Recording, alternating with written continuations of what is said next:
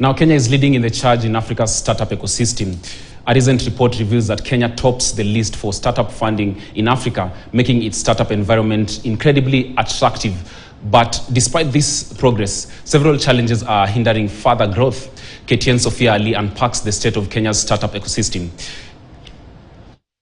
Kenya is home to 338 startups across various sectors, including fintech, agri-tech, mobile-based solutions. According to Startup List Africa, these startups have raised over $5.4 billion, which is roughly 748.9 billion Kenyan shillings in funding.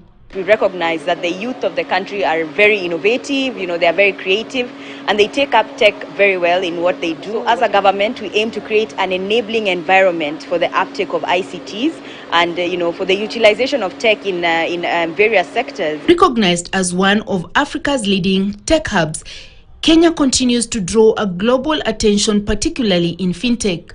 Innovations like M-Pesa have revolutionized the financial sector, paving the way for advancements in mobile money and digital finance.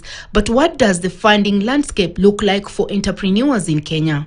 We have a lot of innovations on the shelf, and where nothing is happening with it. So, you can have a lot of innovations, and your researchers keep working on them, but once they end up on the shelf and they are not getting monetized, then how do you get your revenues as a university? So also the funding part of it, it's really important to understand that an investor is investing in a team, right?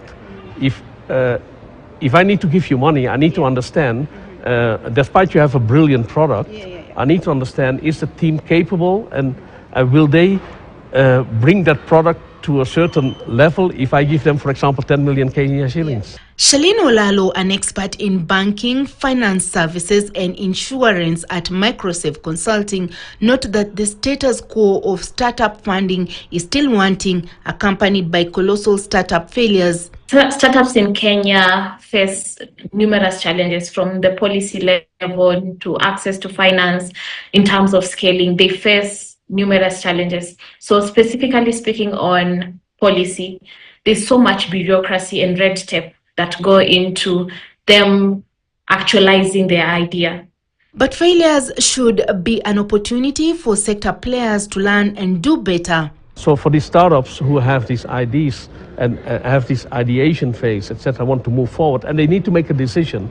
Do they want to be an innovator or do they want to be an entrepreneur?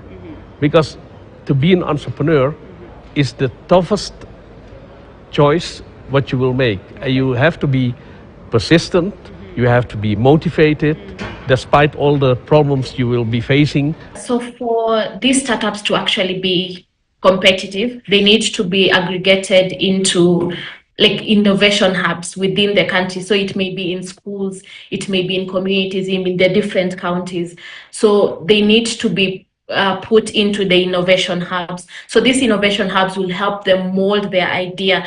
When comparing Kenya's startup scene with that of neighboring countries like Ethiopia, the differences are stark. Kenya has made significant strides, particularly with tech hubs such as the Nairobi Innovation Hub, but there is still much work to be done.